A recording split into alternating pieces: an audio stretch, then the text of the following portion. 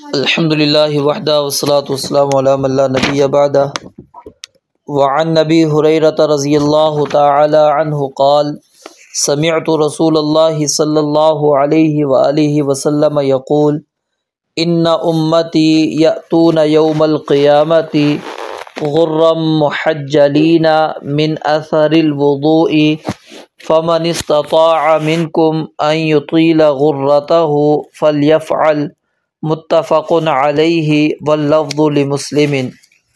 سیدنا ابو ہریرہ رضی اللہ تعالی عنہ سے روایت ہے، وہ بیان فرماتے ہیں سمعت رسول اللہ صلی اللہ علیہ وآلہ وسلم، میں نے رسول مکرم علیہ السلام کو سنا، یقول آپ علیہ السلام یہ فرما رہے تھے، ان امتی بے شک میری امت، ان امتی بے شک میری امت۔ امت کی دو قسمیں آپ کو بتائی تھی، ایک امت دعوت اور ایک امت اجابت۔ یہاں پر امت اجابت مراد ہے، یعنی مسلمان جو ہیں جو نبی علیہ السلام کی پیروی کرنے والے ہیں۔ ان امتی بے شک میری امت، یأتون وہ آئیں گے، یأتون وہ آئیں گے، اور صحیح بخاری کی روایت کے اندر جو الفاظ ہیں وہ یدعون کے الفاظ ہیں، یعنی وہ پکارے جائیں گے، وہ بلائے جائیں گے۔ یأتون وہ آئیں گے یوم القیامت قیامت کے دن، یوم القیامت قیامت کے دن۔ قیامت کو قیامت کیوں کہتے ہیں؟ کیونکہ سب سے پہلی بات یہ کہ انسان اس دن رب العالمین کے سامنے حساب و کتاب کے لیے کھڑا ہوگا قبر سے، یوم یقوم الناس لرب العالمین، ٹھیک ہے۔ اور اسی طرح جو ہے میزان عدل کو قائم کیا جائے گا، وَنَضَعُ الْمَوَازِينَ الْقِسْطَ لِيَوْمِ الْقِيَامَةِ فَلَا تُظْلَمُ نَفْسٌ شَيْئًا۔ اور نمبر 3، اس دن جو ہے گواہ کھڑے ہوں گے اس بنیاد کے اوپر، وَيَوْمَ يَقُومُ الْأَشْهَادُ۔ یہ 3 وجوہات ہیں جس کی وجہ سے اس کو قیامت کہا جاتا ہے، اور قرآن کریم میں قیامت کے اور بھی کئی نام موجود ہیں۔ یوم القیامتی قیامت کے روز، قیامت کے دن۔ غرن، یہ غرن کے اوپر جو زبر ہے نا، 2 زبر، ٹھیک ہے، یہ یأتون کی ضمیر جو ہم ہے نا اس سے حال ہو رہا ہے، تو یہ اس کی وجہ سے منصوب ہے۔ اور غر کا معنی کیا ہوتا ہے؟ غر اصل میں کہتے ہیں سفیدی کو، اور غرہ اس سفیدی، اس چمک کو کہتے ہیں جو گھوڑے کی پیشانی میں ہوتی ہے، جو گھوڑے کی پیشانی میں ہوتی ہے اس کو کیا کہا جاتا ہے؟ غر، ٹھیک ہے۔ یہ اغرن کی جمع ہے۔ اور دوسرا لفظ ہے محجلین، محجلین یہ اس سفیدی کو کہتے ہیں جو گھوڑوں کے پاؤں کے اندر ہوتی ہے۔ کچھ نے اس کے 3 پاؤں شمار کیے ہیں کہ 3 پاؤں کے اندر، کسی نے 4 بھی شمار کیے ہیں، ٹھیک ہے۔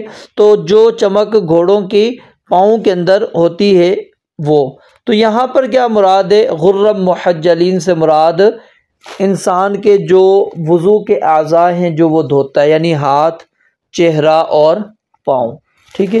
تو ترجمہ ہم کیا کریں گے؟ ان امتی یأتون یوم القیامتی، بے شک میری امت آئے گی قیامت کے دن اس حال میں کہ غرم محجلین، کہ ان کی پیشانیاں اور ان کے ہاتھ پاؤں چمک رہے ہوں گے۔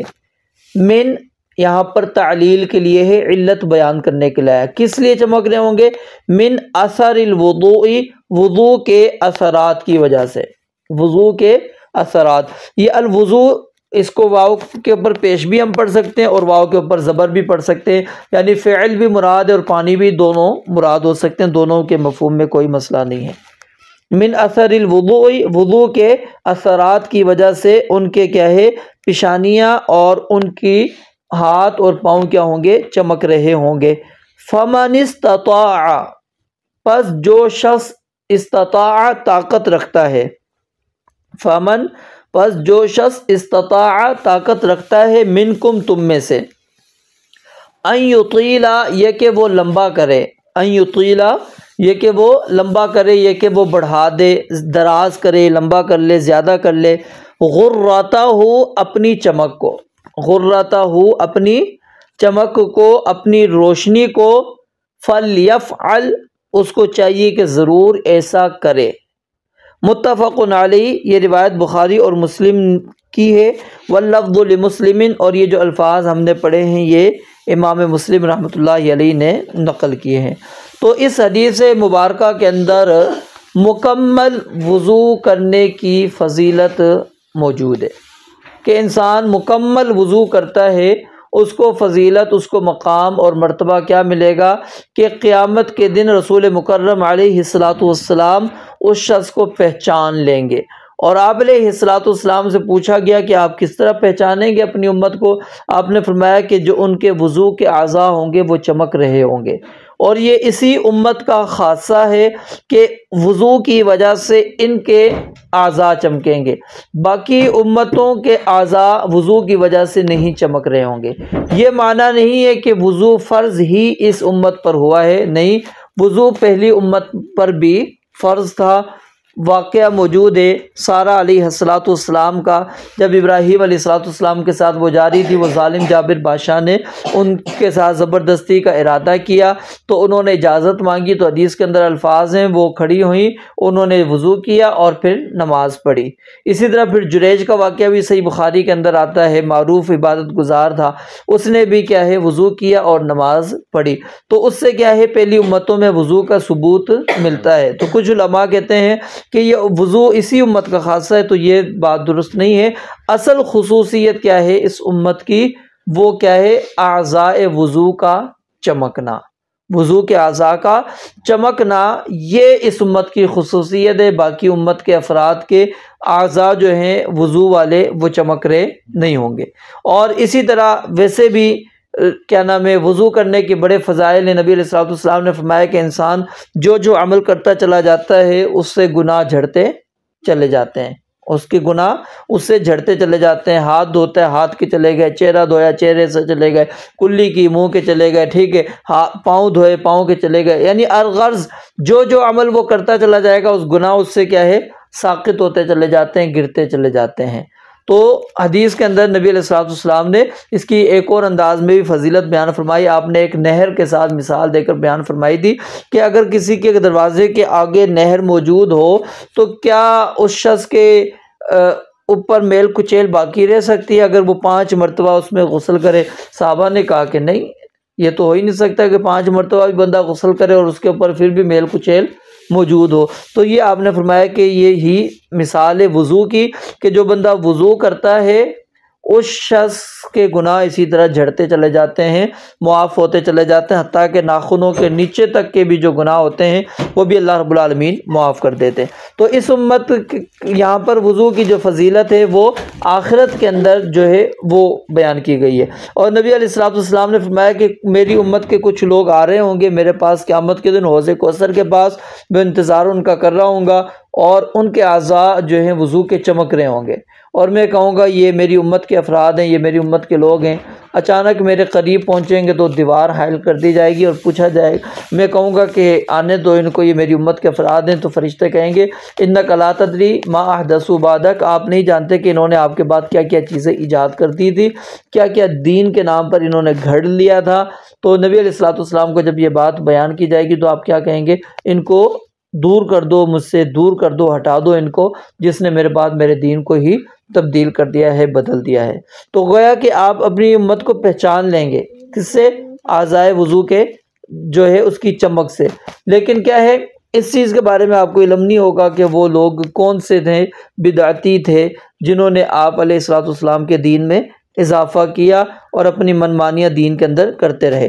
تو یہاں پر نبی علیہ الصلوۃ والسلام نے فرمایا کہ میری امت وہ آئے گی قیامت کے دن اور اس حال میں کہ جو ان کے وضو والے آثار، ان کے اعضاء ہوں گے وہ وضو کی وجہ سے چمک رہے ہوں گے۔ اب جو آخر الفاظ ہیں فَمَنِ اسْتَطَاعَ مِنْكُمْ أَنْ يُطِيلَ غُرَّتَهُ فَلْيَفْعَلْ، یہ الفاظ کس کے ہیں؟ اس میں علماء کا اختلاف ہے۔ کچھ علماء کہتے ہیں یہ سیدنا ابو ہریرہ رضی اللہ تعالیٰ عنہ کے کلمات ہیں۔ ابو ہریرہ رضی اللہ تعالیٰ نے یہ بات بیان فرمائی تھی کہ جو شخص تم میں سے چاہتا ہے اپنی چمک کو بڑھانا، اس کو چاہیے کہ وہ یہ کام کر لے۔ اور کچھ علماء کہتے ہیں کہ نہیں، یہ نبی علیہ الصلوۃ والسلام کے ہی فرمان ہے، آپ علیہ الصلوۃ والسلام کے ہی الفاظ ہیں۔ تو بہرحال زیادہ جو علماء ہیں وہ اس جانب گئے ہیں کہ یہ سیدنا ابو ہریرہ رضی اللہ تعالیٰ عنہ کا عمل ہے، وہ ان کا یعنی کہ ان کے یہ جملے ہیں، یہ نبی علیہ الصلوۃ والسلام کا فرمان نہیں ہے۔ اس کی وہ دلیل کیا پیش کرتے ہیں؟ وہ دلیل پیش کرتے ہیں کہ نبی علیہ الصلوۃ والسلام سے جو وضو بیان کرنے والے صحابہ کرام رضوان اللہ علیہ مجمعین ہے، کوئی بھی یہ نہیں بیان کرتا کہ آپ نے اس سے بڑھ کر اپنے اعضاء کو دھونا ہے، بلکہ حدود کو بیان کیا گیا ہے۔ اور اسی وجہ سے علماء کا اس کے اندر اختلاف بھی پایا جاتا ہے کہ کیا جو وضو کے اعضاء ہیں ان کو اسی حد تک دھونا ہے، یا پھر بندہ اس حدیث کے مطابق چمک حاصل کرنے کے لیے، روشنی حاصل کرنے کے لیے وہ بڑھا سکتا ہے یا نہیں بڑھا سکتا۔ تو اس کے اندر اس حدیث کے جو ہیں پھر کئی مفاہیم بنیں گے۔ ایک مفہوم تو اس کا پھر یہ بنے گا، جو وضو کے اعضاء ہیں نا، جو اللہ رب العالمین نے فرض کر دیے وہیں تک دھونا ہے، جیسا کہ قرآن میں آتا ہے فَغْسِلُوا وُجُوهَكُمْ، اپنے چہرے کو دھونا۔ اب چہرہ ایک حد اس کی تعریف ہے، ٹھیک ہے، سر کی اپنی تعریف ہے۔ جب آپ چہرے کو غرتن کے الفاظ میں نے آپ کو بتائے تھے، یہ کیا ہے؟ پیشانی کو کہتے ہیں۔ کس کو کہتے ہیں؟ گھوڑے کی پیشانی کی جو چمک ہوتی ہے اس کو کہتے ہیں۔ اصل میں یہی اختلاف کا سبب بنا یہ الفاظ۔ اب جب آپ چہرے کو، یہ پورا چہرہ دھونا کیا ہے؟ فرض ہے نا وضو کے اندر۔ اب آپ چمک کو بڑھانا چاہیں گے تو جب بڑھائیں گے تو کیا ہے؟ ظاہر بات ہے آپ کو ساتھ میں سر بھی دھونا تھوڑا پڑ جائے گا، ٹھیک ہے۔ جب آپ سر دھو رہے ہیں، سر کا تو مسح تھا، سر کا مسح ہے، تو آپ اس کے اندر چمک کیسے بڑھائیں گے؟ اس میں بڑھا ہی نہیں سکتے۔ اس لیے لہٰذا اس کا مفہوم یہی بنا پھر کہ جو وضو کے اعضاء ہیں جہاں تک بیان کیے گئے ہیں ان کو وہیں تک دھویا جائے، ٹھیک ہے۔ پھر کچھ علماء سر کو نکال کر وہ کہتے ہیں کہ گردن کو آ کے آپ دھو لیں۔ گردن الگ چیز ہے، چہرہ الگ چیز ہے۔ دھو رہے آپ کیا ہے؟ فَغْسِلُوا وُجُوهَكُمْ پر عمل کر رہے ہیں کہ آپ اپنے چہرے کو دھو رہے ہیں، اور آپ ساتھ میں کیا دھو رہے ہیں؟ گردن۔ گردن تو الگ چیز ہے، تو اب اس کے اندر وہ نہیں آ سکتی۔ تو چمک ایک مفہوم کیا ہو گیا کہ جو حد اللہ تعالیٰ نے بیان کر دیا، ہاتھ کہاں تک دھونے؟ کوہنیوں تک، ٹھیک ہے۔ اب کوہنیوں تک میں یہ چیز ہے کہ آپ تھوڑا سا اوپر جا سکتے ہیں، ٹھیک ہے۔ اس کی وجہ کیا ہے؟ تاکہ یعنی یہ مکمل کوہنی شامل ہو جائے، صرف کوہنی کو شامل کرنے کے لیے، کیونکہ سیدنا ابو ہریرہ رضی اللہ تعالیٰ عنہ کا یہ عمل بھی ملتا ہے کہ وہ یہاں تک دھو لیا کرتے تھے، یعنی اوپر تک چلے جاتے تھے۔ اور ایک عمل ان کا یہاں تک کندھے تک کا بھی ملتا ہے، اور پھر پاؤں پنڈلی تک کا بھی ملتا ہے۔ تو ایک تو مفہوم اس کا یہ ہے کہ ہاتھوں کو کیا ہے؟ آپ نے کیا ہے؟ کہاں تک دھونا ہے؟ جو اعضاء کی حد ہے وہیں تک دھوئیں، اس سے بڑھا کر آپ نے نہیں دھونا، ٹھیک ہے۔ اور دوسرا اس کے اندر یہ ہے کہ آپ جو وضو کے اعضاء ہیں، ٹھیک ہے، اس سے بڑھ کر دھو لیں۔ مثال کے طور پر اب اعضاء، ہاتھ یہاں تک دھونا تھا، آپ کہاں تک چلے جاتے ہیں؟ کندھے تک۔ پاؤں ٹخنوں تک دھونا تھا، آپ اوپر آ جاتے ہیں اپنی چمک کو بڑھانے کے لیے، ٹھیک ہے۔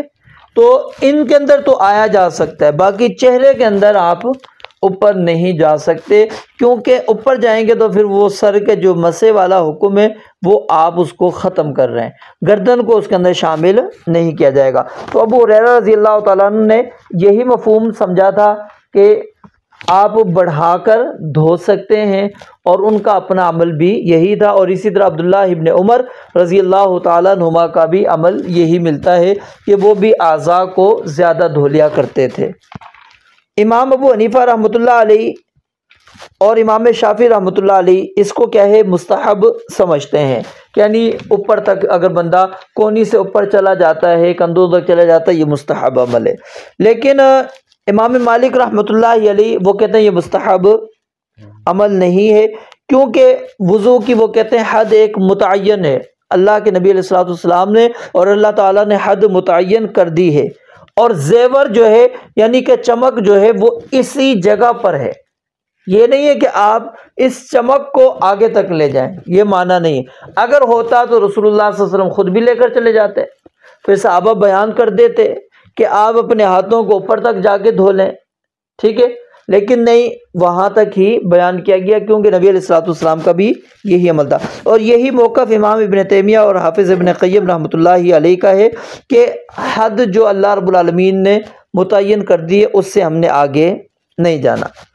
اور دوسرا ان الفاظ کا مفہوم یہ بھی بن سکتا ہے کہ ہر عضو کو 3 مرتبہ دھوئیں، کیونکہ میں نے آپ کو بتایا تھا کہ 1 مرتبہ بھی دھو سکتے ہیں، 2 مرتبہ بھی دھو سکتے ہیں، اور 3 سے تجاوز نہیں کرنا۔ تو جو بندہ چمک کو بڑھانا چاہتا ہے وہ کیا کرے؟ وہ بندہ 1 مرتبہ نہ دھوئے، 2 مرتبہ نہ دھوئے، بلکہ وہ کتنی مرتبہ دھوئے؟ 3 مرتبہ ہر عضو کو دھو لے۔ اور تیسرا مفہوم یہ بیان کیا جاتا ہے کہ اگر آپ کا وضو برقرار ہے، وضو آپ کا ٹوٹا نہیں ہے، لیکن نماز آپ پڑھنا چاہ رہے ہیں تو دوبارہ وضو تازہ کر لیں، تو یہ مفہوم بھی بن سکتا ہے۔ یعنی اس سے دوسرے لفظوں میں یہ کیا معنی بنا کہ ہر وقت انسان باوضو رہے، ہر وقت کیا رہے؟ باوضو رہے، وہ کوشش کرے کہ اس کا وضو کبھی بھی ٹوٹے نہیں۔ تو یہ جو آخری 2 مفہوم ہیں یہ اس کے اندر شامل نہیں ہے۔ تو صحیح معنی اور مفہوم یہی ہے کہ آپ جو اعضاء ہیں ان کو اچھی طرح دھو لیں، جیسا کہ شروع میں نے آپ کو بتایا کہ مکمل وضو کرنے کی فضیلت ہے، اس کے اندر کیا؟ مکمل وضو کرنے کی فضیلت ہے، یعنی جو اعضاء ہیں وضو والے اس کو مکمل طور پر آپ نے دھونا ہے، تو وہ شخص اس کو شامل ہو جائے گا۔ تو یہاں پر وہ جو میں نے بتلائی کہ سیدنا ابو ہریرہ رضی اللہ تعالیٰ عنہ کے ہی کلمات ہیں، اس کو علماء نے ان کلمات کی وجہ سے ان یطیل غرتہ ہو، کہ غرت ان کے الفاظ جو ہیں وہ چہرے پر آتے ہیں، اس کا اطلاق کس پر ہوتا ہے؟ اس چمک کا چہرے پر ہوتا ہے، جو چہرے کو بڑھا نہیں سکتے، تو لہٰذا یہ رسول اللہ صلی اللہ علیہ وسلم کا فرمان نہیں ہو سکتا، یہ کس کا فرمان ہے؟ سیدنا ابو ہریرہ کا۔ اور یہ مسند احمد کے اندر وضاحت بھی موجود ہے، نعیم بن عبداللہ وہ بیان کرتے ہیں، وہ کہتے ہیں لا ادری، میں نہیں جانتا، مجھے علم نہیں ہے کہ کیا یہ نبی علیہ الصلوۃ والسلام کا قول ہے یا پھر سیدنا ابو ہریرہ رضی اللہ تعالیٰ عنہ کا قول ہے۔ ہاں، اب اللہ کے نبی علیہ الصلوۃ والسلام سے ایک دوسری روایت ملتی ہے، وہ بھی صحیح بخاری کے اندر ہے، وہ کیا ہے؟ مومن کا جو زیور ہوگا، مومن کا جو زیور ہوگا وہ وہاں تک ہوگا جہاں تک وضو پہنچے گا۔ تو اس حدیث سے علماء کہتے ہیں کہ اس سے یہ استدلال ہم کر سکتے ہیں، یہاں پر اگر اس کو چھوڑ بھی دیں تو اس حدیث سے کیا ہے کہ یہ مفہوم نکلتا ہے کہ جہاں تک انسان وضو کے آزاد ہوتا ہے وہاں تک اللہ رب العالمین نے چمک اس کو دینی ہے۔ اگر آپ ہاتھ یہاں تک جا کے دھو رہے ہیں تو یہ پورا کا پورا آپ کا چمکے گا، پاؤں آپ یہاں تک آگے دھو رہے ہیں تو یہ آپ کی پوری چمکے گی۔ وہ اس حدیث کے اوپر ہم آ کر کہہ سکتے ہیں، لیکن اس حدیث کے اوپر آ کر ہم یہ نہیں کہہ سکتے۔ اور پھر اسی طرح مسلم کی روایت کے اندر ایک جگہ پر غرتہ کے الفاظ ہیں اور پھر اس کے بعد تحجیل کے بھی الفاظ ہیں، ٹھیک ہے، وہ اپنی یعنی کہ چہرے کی چمک اور ہاتھ اور پاؤں کی بھی چمک کے بھی واضح الفاظ موجود ہیں۔ تو بہرحال اس آخری الفاظ کے اندر علماء کا اختلاف موجود ہے کہ یہ سیدنا ابو ہریرہ رضی اللہ تعالیٰ عنہ کے کلمات ہیں یا پھر رسول اللہ صلی اللہ علیہ وسلم کے کلمات ہیں۔ تو زیادہ جو راجح جس کو علماء نے قرار دیا وہ یہی ہے کہ یہ سیدنا ابو ہریرہ کا ہے۔ تو اس حدیث سے ایک تو مسئلہ یہ ثابت ہوا کہ انسان کو مکمل وضو کرنا چاہیے، اور دوسرا کہ صحابہ کرام رضوان اللہ علیہ مجمعین اس بات کے بڑے حریص تھے کہ وہ مکمل وضو اس لیے کیا کرتے تھے تاکہ قیامت کے دن ان کی چمک کے اندر، ان کی روشنی کے اندر اضافہ ہو، وہ دور سے پہچانے جا سکیں کہ یہ رسول اللہ صلی اللہ علیہ وسلم کے امتی ہیں، آپ علیہ الصلوۃ والسلام کی امت کے ساتھ ان کا تعلق ہے۔ اور نمبر 3، یہ جب انسان کا وضو صحیح ہوگا تو اس کے بعد اس کی نماز بھی آگے جو درست ہو سکتی ہے، کیونکہ وضو کا اثر نماز کے اوپر یاد رکھیں پڑتا ہے۔ اگر آپ کے وضو کے اندر کچھ کمی کوتاہی ہے تو آپ کی نماز کے اندر کمزوری رہے گی۔ وضو آپ کا مکمل ہوگا، صحیح ہوگا، تو آپ کی نماز کے اندر وسوسے خیالات سے آپ دور رہیں گے۔ رب العالمین سے دعا ہے اللہ تعالیٰ سمجھنے عمل کرنے کی توفیق عطا فرمائے۔ وآخر دعوانا ان الحمد للہ رب العالمین۔